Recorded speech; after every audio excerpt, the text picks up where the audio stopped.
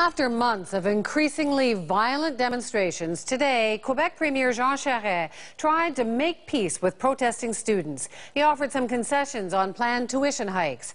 But tonight, it appears it may not have been enough. This is downtown Montreal this evening. Hundreds of protesters are back on the streets. Police are tracking their every move. The demonstrators are adamant in their demand for a tuition freeze, a concession Charest is not willing to make. Dan Halton joins us now from Montreal. Dan.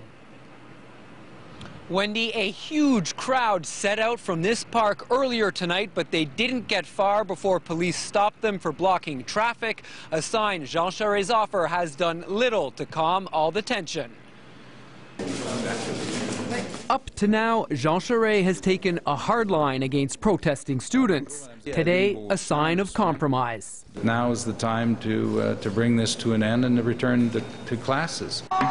To soften the blow of tuition hikes, he will spread the increase over 7 years instead of 5, costing students, he says, just 50 cents a day. He also added $39 million to bursaries for middle-class students and promised to establish a committee to oversee university governance. We are going to substantially increase the financing of our universities, and we're going to support our students, and the end result is pretty good. But less than an hour later, students called the offer an insult. We can define this offer as peanuts for the students and a big gift for the banks. I think that today's Mr. Charest was not talking to students, he was talking to Quebec's population, trying to convince them that he wanted to solve the crisis.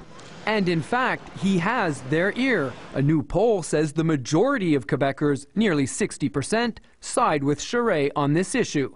An unusual situation for a government that has been unpopular for some time. The fact that people are being sort of sidetracked a little bit into focusing a lot on the student protest at the moment, that doesn't take away from the fact that this was a government that had very deep legitimacy issues in the province of Quebec before this all started.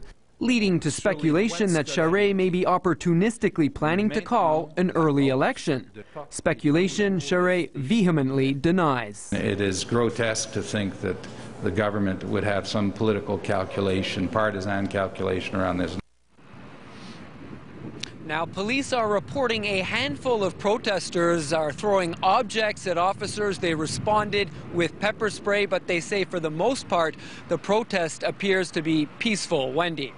So, Dan, the protesters are back out there on the street. Sounds like they don't like the offer, but when do we get an official response from the union leaders, the student unions? Well, student leaders say they will put the offer to all the students for debate in the coming days. But given the frosty reception it has already received, it appears it's likely students will not be coming back to class Monday morning. Thanks so much, Dan. Dan Halton in Montreal tonight. The student walkout has been going on for more than 70 days. Here are some of the key moments.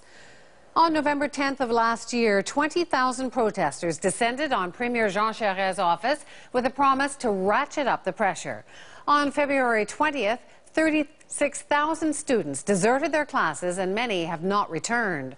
February 23rd, protesters shut down the Jacques-Cartier Bridge at the peak of rush hour, and some were pepper sprayed. And then in mid-April, more than 300 people were arrested at protests in Gatineau, with the demonstrations growing more destructive.